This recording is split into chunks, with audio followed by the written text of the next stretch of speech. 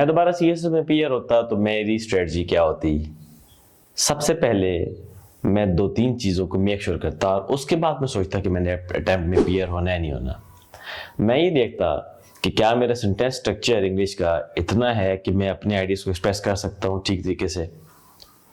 अब ये आप सबको पता है कि आप जब सेंटेंस लिखते हो तो आपसे लिखा जा रहा।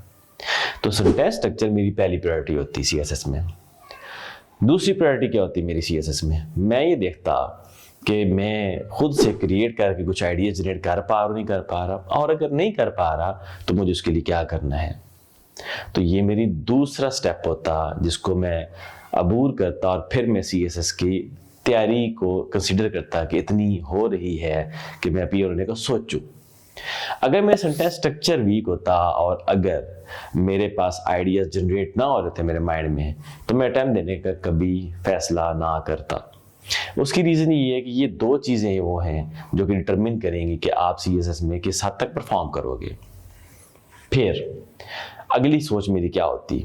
मैं ये देखता कि क्या ऑप्शनल्स की स्टडी मैंने खुद से की है, क्या मैंने नोट्स बनाए हैं उनके, क्या मैंने अच्छी बुक्स पढ़ी हैं उन पे।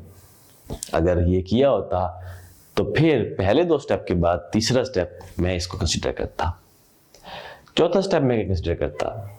मैं ये सोचता कि कंपल्सरीज कि मैंने जो बुक्स पढ़ी हैं क्या वो रिलायबल है, ऑथेंटिक हैं, एफपीएससी के रिकमेंडेड हैं।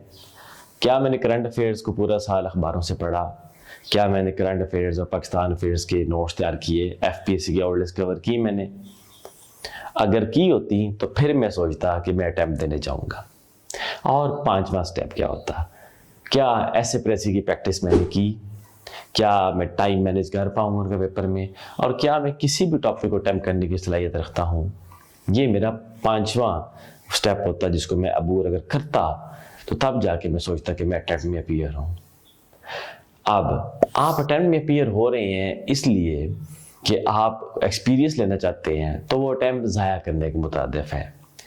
एक्सपीरियंस उस चीज़ का लिया जाता है जिसके बारे में आप तैयार हो, और एक्सपीरियंस फिर आपको फर्दर रिफाइन कर देता है।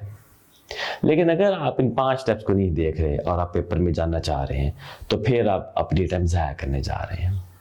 तो अगर मैं सीएसएस दोबारा देता तो मैं इन 5 स्टेप्स जो मैंने आपको बताया इनके बगैर कभी ना फैसला करता कि मैं पीयर हो जाऊँ।